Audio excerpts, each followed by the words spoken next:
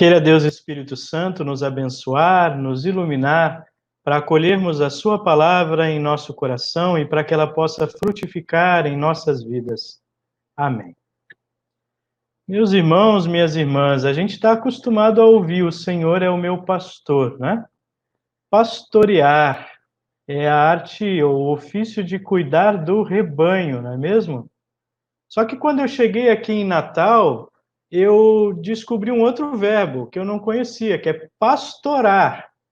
É diferente, né? Vocês sabem, pastorar de pastorear, ou é quase a mesma coisa? Eu vi que tinha um sentido diferente, porque um dia, quando eu estava estacionando o meu carro, alguém disse que ia ficar pastorando o meu carro. Aí eu fiquei, como assim vão pastorar o meu carro? Não estou montado numa ovelha nem nada assim, né? E aí eu fui percebendo com o tempo os significados. E até recorri a um livrinho que eu comprei aqui, ó, o Dicionário Nordestinês. E o que que diz nesse dicionário? Que pastorar tem um significado diferente. Pastorar é vigiar, é ficar de olho, né? Estou pastorando aqui as coisas, estou pastorando você, estou de olho, né? Na verdade, é interessante, as palavras têm a ver uma com a outra, mas elas vão sendo modificadas e mudando um pouquinho o significado. É claro que a arte de pastorear um rebanho, o ofício de ser pastor, também tem um certo quê de vigilância e de ficar olhando, cuidando, né, nesse sentido. Mas é mais do que isso. É cuidar com amor, é além do vigiar, é o amparar, o dar suporte, o conduzir. E assim também, lá na época em que Davi viveu, ele primeiro usou esse verbo, pastorear, para falar de Deus. E assim depois, Jesus também utilizou esse ato de pastorear o rebanho para falar do que ele mesmo faz conosco. Hoje a gente quer refletir brevemente sobre isso. O Senhor é o meu pastor. Isso significa, claro, como o próprio Salmo 23 diz, que nada me faltará. Mas também significa que eu sei que eu posso permanecer firme, porque eu sei quem é que cuida de mim e me guia. E também significa que eu posso compartilhar o amor com os outros, suportando as dores da vida e ajudando-os a suportar. O cuidado de Deus por nós, ele é ao mesmo tempo material e espiritual. O apóstolo Pedro, no texto que nós dizemos, fala que Jesus é o nosso pastor que cuida da nossa vida espiritual. Mas também o rei Davi falava de como Deus cuidava e protegia nós na nossa vida material, porque de verdade essas coisas não se separam. A gente só separa para entender melhor, mas o cuidado de Deus, quando ele vem a partir da nossa vida espiritual com ele, ele se estende também para a nossa vida material e para todas as outras coisas de que nós temos necessidade. Agora, em tempos de crise, nós precisamos desse cuidado duplo, né?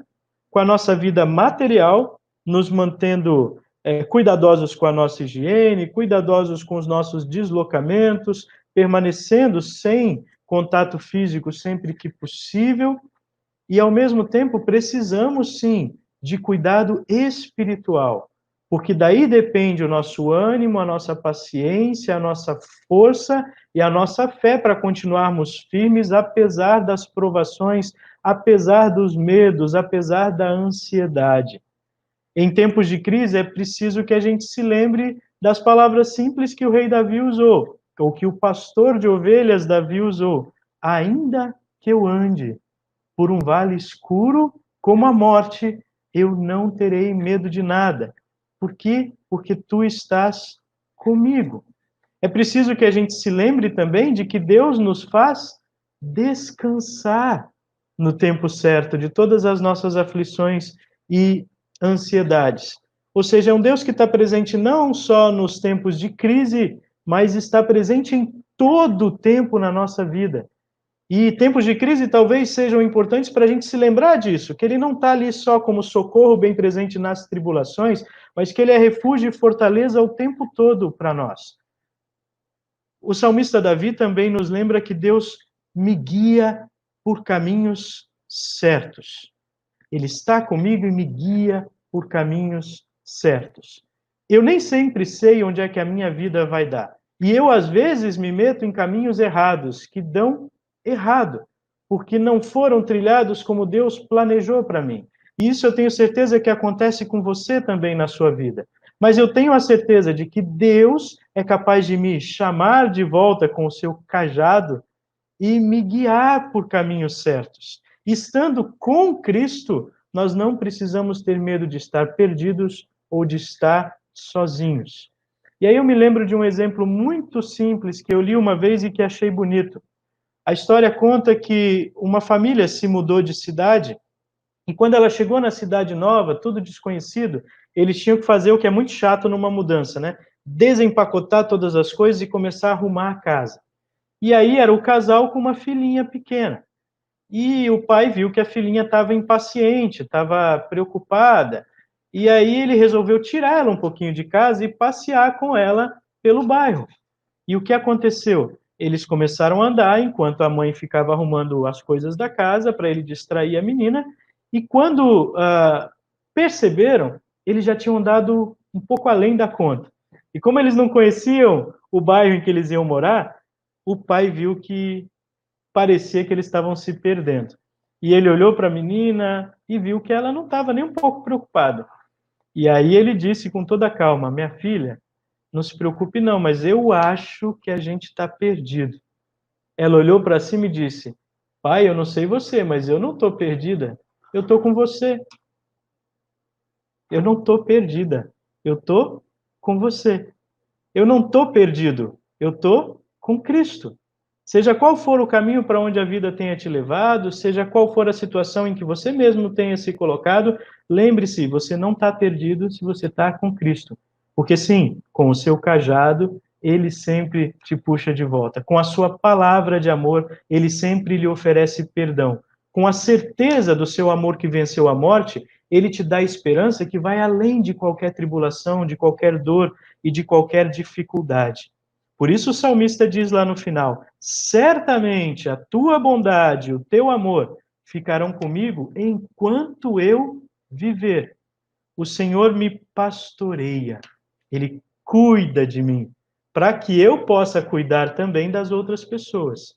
A gente vê no lema da nossa igreja que nós somos firmados em Cristo. Deus nos firma em seu amor para vivermos e compartilharmos o amor cristão. Deus nos firma no amor de Cristo como bom pastor para podermos compartilhar o verdadeiro amor cristão. Daí a importância de nós continuarmos a ouvir a voz do bom pastor Jesus. Ele que é a palavra, continua a nos dar sempre a sua palavra. Seja em tempos que a gente pode ir na igreja para ouvir, seja em tempo em que a gente possa ouvir de todas as outras formas, seja pelas redes sociais, seja assistindo aqui aos cultos, seja conversando com pessoas cristãs, ou ouvindo pastores que ele colocou na nossa vida como seus representantes para nos pastorear.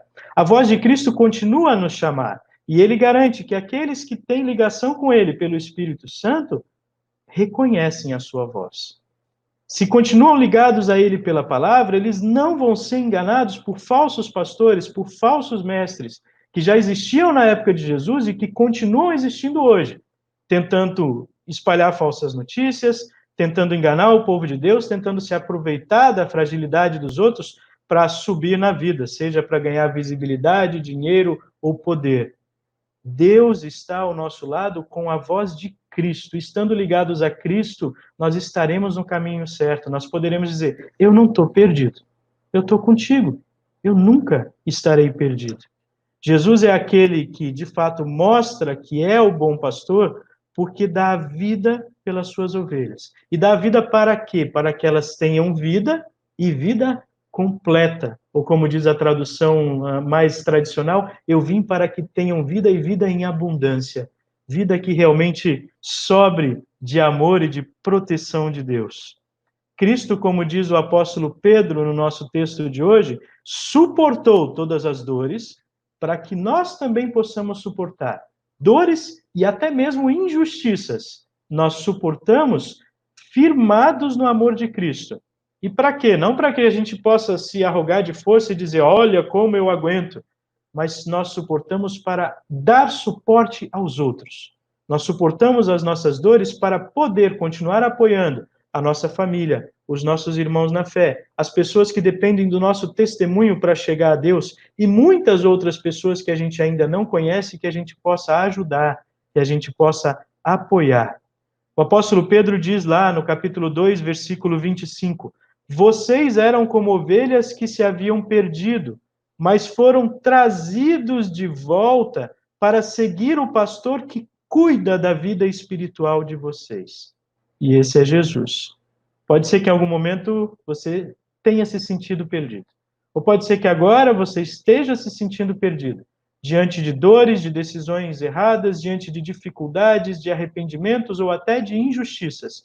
Mas lembre-se, você não estará perdido se estiver com Jesus. Ele te pastoreia, para que você também possa pastorear outros. E aí não é pastorar mesmo, não é ficar olhando os outros para ver os pecados deles ou para vigiar. É pastorear, é mais do que isso. Para cuidar, para amparar, para dar suporte. E se tiver que vigiar e olhar, que seja para amar. Que Deus nos ajude a permanecermos firmes nesse amor do nosso bom pastor Jesus e a também podermos ser suporte, firmeza, amor, compartilhando com quem puder ouvir. Amém.